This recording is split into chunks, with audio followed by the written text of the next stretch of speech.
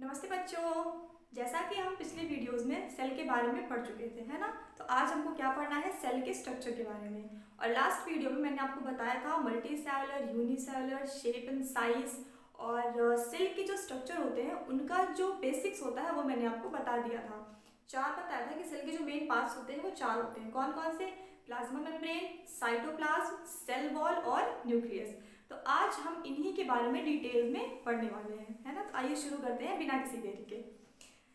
तो पहला क्या है हमारा, प्लाज्मा मेम्ब्रेन। आई होप इसका इंट्रोडक्शन देने की नीड नहीं है क्योंकि मैंने इसको काफ़ी अच्छे तरीके से आपको समझाया था। बट फिर भी जिन्होंने मेरा पिछला वीडियो नहीं देखा है मैं उसका लिंक डिस्क्रिप्शन में डाल दूंगी, प्लीज़ आप उसको देखिएगा। और अगर आपको नहीं देखना है तो मैं थोड़ा सा बता देती हूँ कि प्लाज्मा मेम्ब्रेन क्या होता है। तो हम सब ने सेल पढ़ा है कि सेल क्या होती है, हमारी फंक्शनल और स्ट्रक्चरल यूनिट होती है। तो कोई भी अगर सेल है ना, तो सेल का सबसे आउटर मोस्ट लेयर होता है जिससे कि उसको कवर किया गया है, उसी को हम क्या बोलते हैं, प्लाज्मा मेम्ब्रेन बोलते हैं। ये क्या है हमारा प्लाज्मा मेम्ब्रेन। अब इसी के बारे में हमको आज पढ़ना है और ये बहुत इंपॉर्टेंट है, इससे क्वेश्चंस बहुत ज़्यादा आते हैं और ये वन वर्ड वाले क्वेश्चंस में तो बहुत ही ज़्यादा इंपॉर्टेंट है, तो इसको छोड़ना नहीं है।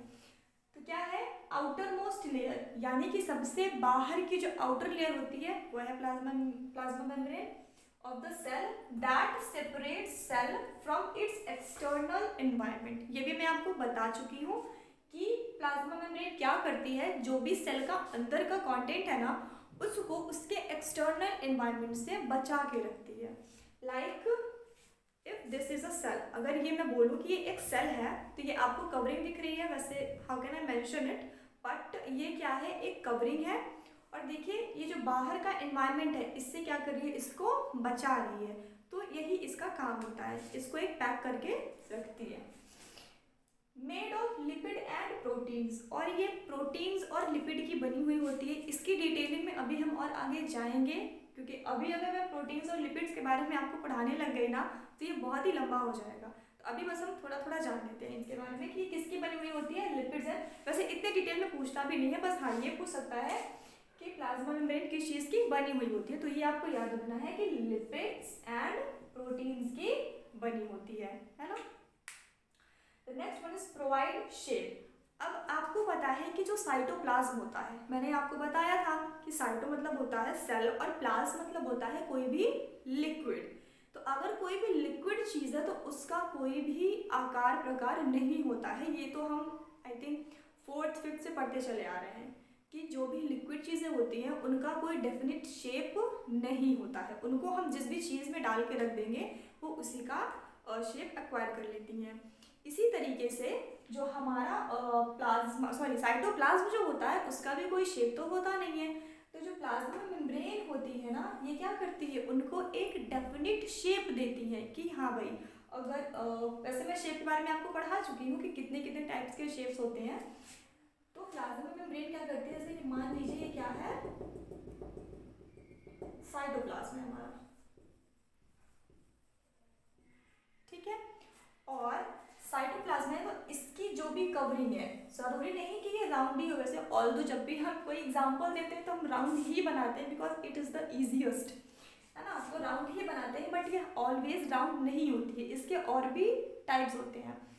और ये डिपेंड करता है कि उसका फंक्शन क्या है और उसी फंक्शन के बेसिस पे क्या होते हैं, प्लाज्मा मेम्ब्रेन उस चीज़ को ऐसे कवर करती है। आई होप इतना समझ में आ गया कि क्या करती है, उसको शेप देती है। तो नेक्स्ट है हमारा लिविंग, यानी कि जो हमारी प्लाज्मा मेम्ब्रेन होती है वो कैसी होती है, लिविंग कंडीशन में होती है, वो डेड कंडीशन में नहीं होती है। अच्छा, लिविंग क्यों होती है, क्योंकि ना इसको बहुत सारे काम करने होते हैं। प्लाज्मा मेम्ब्रेन का सिर्फ यही काम नहीं है कि वो किसी भी चीज़ को कवर करके रखे, उसके और भी ज़्यादा फंक्शंस हैं और वो काफ़ी कॉम्प्लेक्स है। वो मैं आपको भी समझाऊंगी, लेकिन अगर हम 1 बाय 1 चलेंगे तो वो ज़्यादा बेहतर होगा। नेक्स्ट है थिन, यानी कि बहुत ही पतली होती है ना, तभी इसके प्लाज्मा मेम्ब्रेन के थ्रू ना चीज़ों का इम्पोर्ट एंड एक्सपोर्ट होता है। Next one is elastic and flexible, ये बहुत ही इम्पॉर्टेंट है, ठीक है। इलास्टिक एंड फ्लेक्सिबल ये काफ़ी इंपॉर्टेंट है और ये क्वेश्चंस में भी आता है। क्यों है? अच्छा, इसका सिग्निफिकेंस बहुत ज़्यादा है। क्यों? क्या क्या करती है, इनगल्फ द फॉरेन पार्टिकल्स, यानी कि जैसे कि मैंने आपको बताया था कि यूनिसेलुलर, मैंने एग्जांपल भी दिया था आपको अमीबा का। अमीबा है यूनिसेलुलर, उसका कोई स्ट्रक्चर नहीं होता है ना। तो वो क्या करता है, जब उसको कोई फूड को अपने कैप्चर करना होता है ना, तो वो अपने, जैसे मान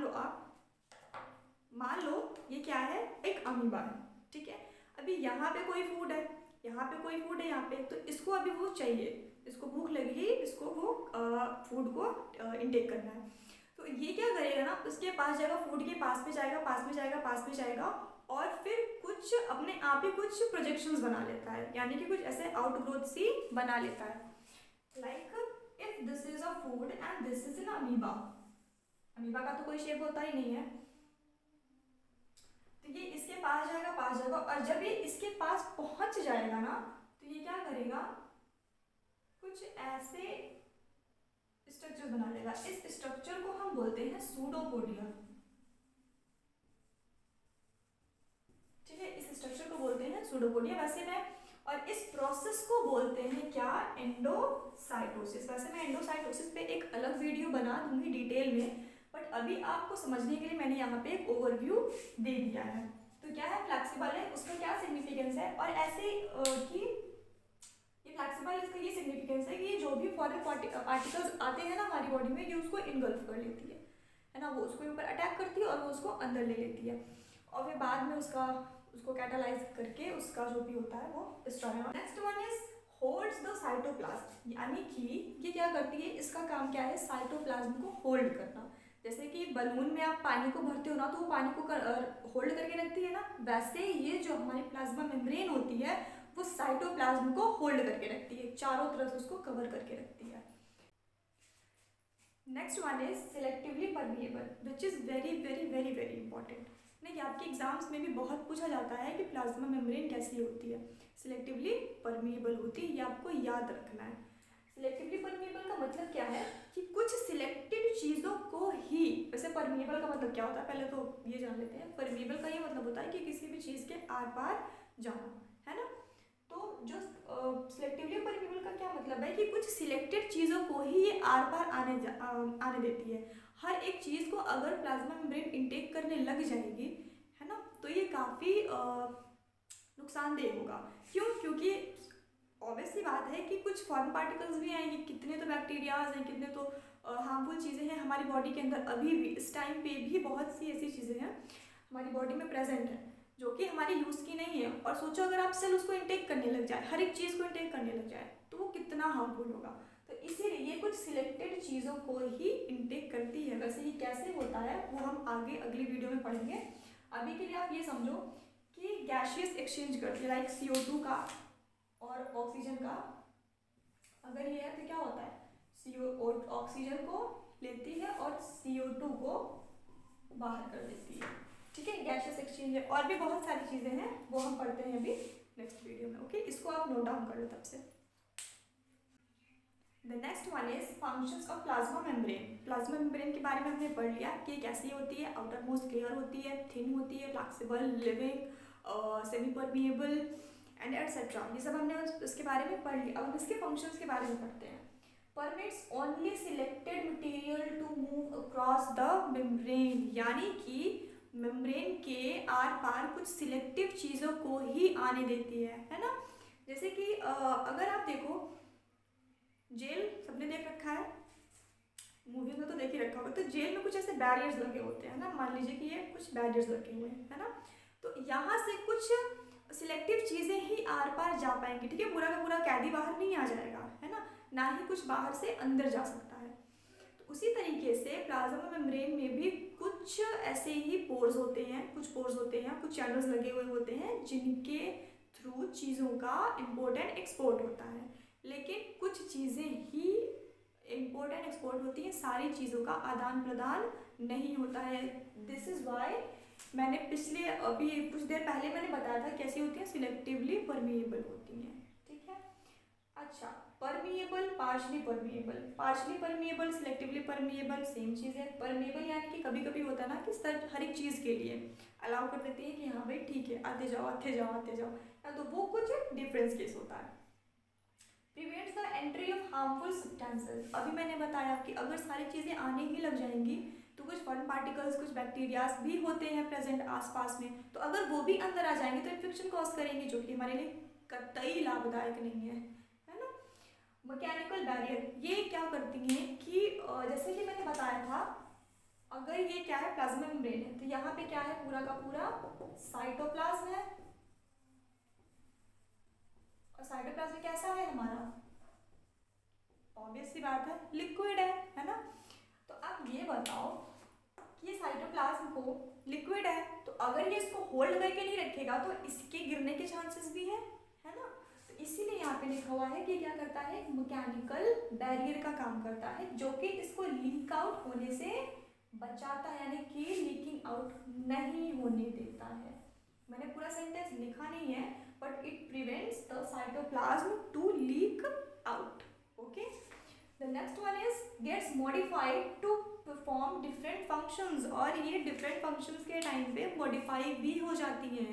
जैसे कि हमारे इंटेस्टाइन में, स्मॉल इंटेस्टाइन में, लाइक अगर ये मैं बोलूँ कि हमारी स्मॉल इंटेस्टाइन ऐसे ऐसे ऐसे ऐसी होती है, ठीक है, तो अगर मैं इसको इतना, अगर मैं इसका काट के देखूँ, ठीक है, एक टीएस अगर मैं काटूँ तो ये कुछ ऐसा दिखेगा, तो इसके ना चारों तरफ कुछ ऐसी ऐसी ऐसी ऐसी ऐसी ऐसी फिंगर लाइक स्ट्रक्चर्स होते हैं,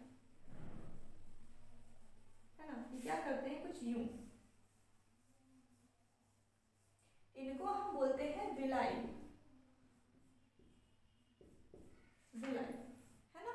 ये क्या करती हैं कि जब भी खाना कभी इनके थ्रू जाता है ना, आप सबने, I hope, I don't think आपने पढ़ रखा होगा, क्योंकि अभी तो छोटी क्लास में है ना।